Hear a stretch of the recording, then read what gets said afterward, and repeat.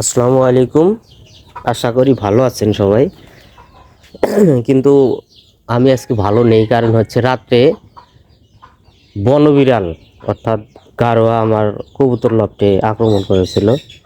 বর্তমানে 3-4টা কবুতর নেই, কবুতর একদম কম। রাত 3টার সময় সব বেশিরভাগ কবুতর উড়ে গেছে।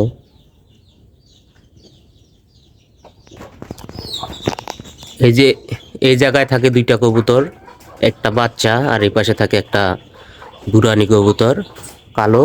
আর এই যে পাশে একটা থাকে, কিছুদিন আগে আমি ওই যে একটা ফেদারের বাচ্চার যে কবুতর ভিডিওটা দিয়েছিলাম, সেটা থাকে এই যে এখানে। এই 3টা কবুতর বর্তমানে নেই। এই যে এখানে দেখেন এই যে কিরকম পালক করে আছে, জানি কিনা ধরতে পারছে কিনা। রাত্রে 3টার সময় ঘটনা ঘটছে। এই যে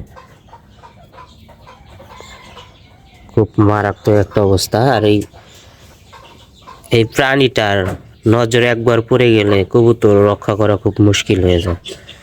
বাইরে কিন্তু আমার অনেক পর্যাপ্ত পরিমাণ জাল দেওয়া আছে। ভিতর দিয়ে যে এখান দিয়ে আসছে, ভিতর দিয়ে আগে এই ঘরে গরু ছিল, গরু নেই বর্তমানে।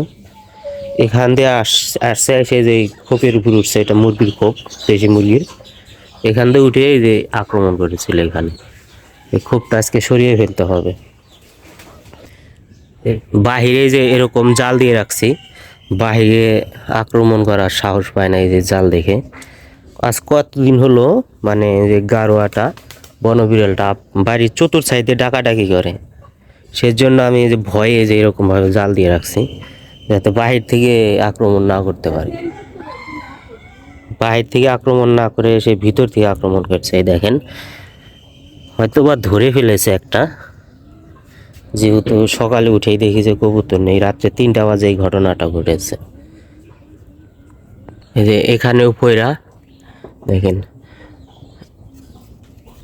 এই যে এখানে ছিল একটা কবুতর, এই যে এখানে ধরেছে হয়তো সম্ভবত। এই যে এই অবস্থা,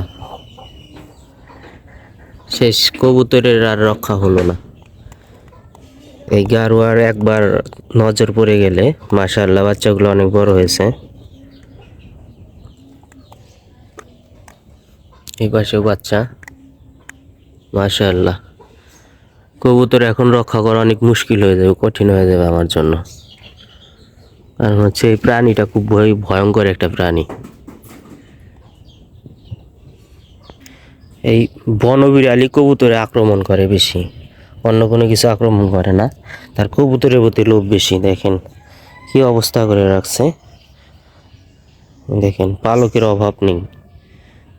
সম্ভবত একটা ধরেছে, আর বাদ বাকিগুলো উড়ে চলে গেছে ভয়ে। জানি না যেগুলো উড়ে গেছে ওগুলো আসবে কিনা।